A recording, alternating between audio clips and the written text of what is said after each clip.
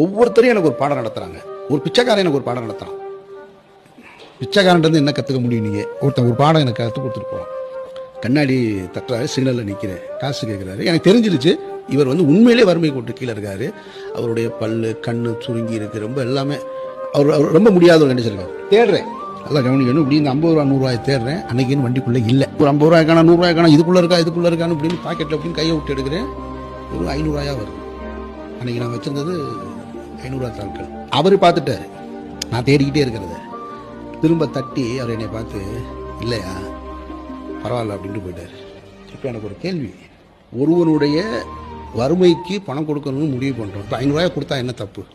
இது கேள்வி மண்டைக்குள்ள வந்துருச்சு. இந்த கேள்வி, இந்த 500 ரூபாய் இல்லாமல் கண்ணாடிக்கு அந்த பக்கம் நின்று கேட்டமே பிச்சைக்காரனா, ஏசி காருக்குள்ளே உட்காந்துட்டு வச்சுட்டு கொடுக்காம இருந்தால் நான் பிச்சைக்காரனா அப்படின்ற கேள்வி எனக்கு வந்துருச்சு. சிக்னலை தானே. நீங்கள் சொல்லுங்கள், யார்